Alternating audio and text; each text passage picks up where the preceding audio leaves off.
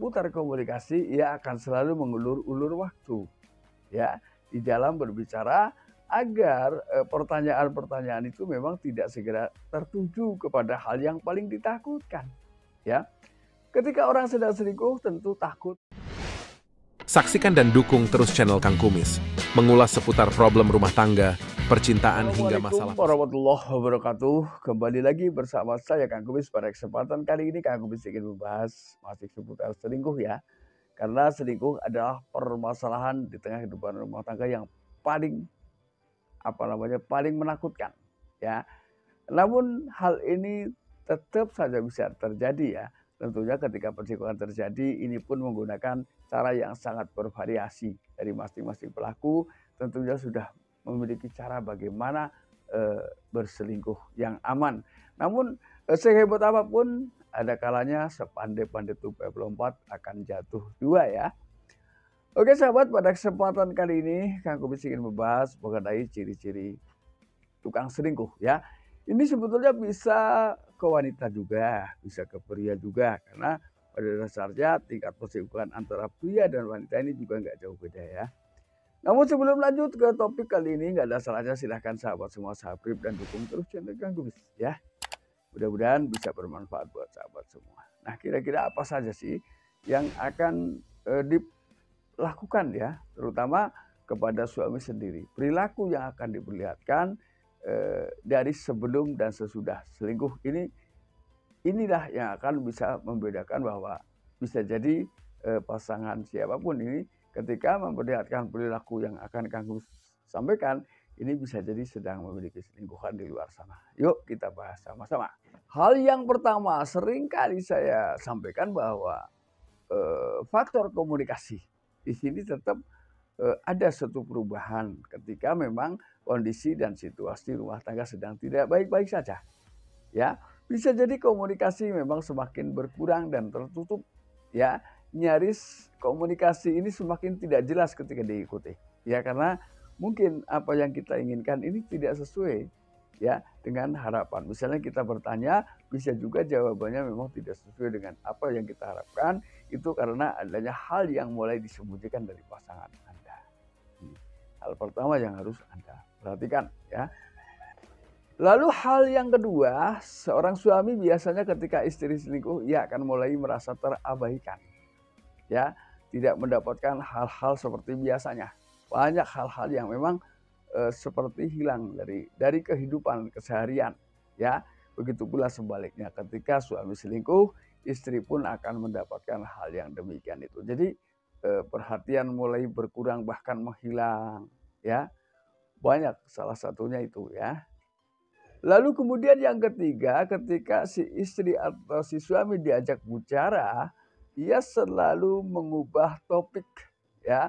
Ketika ia mulai mendengar misalnya topik perselingkuhan, ya, dari suami atau istri mengajak atau membicarakan topik perselingkuhan, bisa jadi itu hanya ingin menggambarkan perselingkuhan yang terjadi pada orang lain. Tapi karena hal ini, ya, ini dia merasa takut. Jangan-jangan perilaku dia selama ini mulai terbongkar atau mulai diketahui oleh suami. Maka ia akan berusaha mengalihkan topik tersebut ke topik-topik lain yang memang tidak seputar perselingkuhan. Biasanya memang orang ketika sedang selingkuh ini memiliki rasa takut, ya, berbicara tentang perselingkuhan karena takut itu salah bicara atau keceplosan. Ini hal yang paling dijaga oleh para pelaku selingkuh, ya, entah pria entah wanita, ya. Kecuali ia bicara dengan kawan-kawannya, mungkin bisa juga ia malah asik berbicara tentang selingkuh. Karena bisa jadi mereka memang berada di komunitas yang kebetulan sama, ya. Lalu yang keempat, ya, komunikasi ini akan memburuk tanpa alasan, ya. Jadi ketika Anda mungkin merasa didiamkan oleh istri Anda, ketika istri Anda mungkin diduga selingkuh, begitu pula sebaliknya ketika suami diduga selingkuh, istri pun akan mendapatkan perilaku yang sama, ya. Komunikasi ini semakin tidak jelas. Ketika ditanya alasannya kenapa bicara demikian misalnya, ini dia tidak bisa memberikan penjelasan secara rinci. Contoh misalnya ketika si suami curiga, oh jangan-jangan istri saya ini ada main sama pria lain. Namun dia tetap tidak bisa memberikan penjelasan secara rinci yang bisa diterima logika. Biasanya ia akan cari pembenaran untuk mempertahankan apa yang sedang dilakukan. Biasanya seperti itu. Lalu yang kelima jelas ya. Jadi yang kelima biasanya ia akan selalu menolak menjawab pertanyaan-pertanyaan yang dianggap pertanyaan itu memang mengarah kepada kecurigaan. Ia enggan menjawab.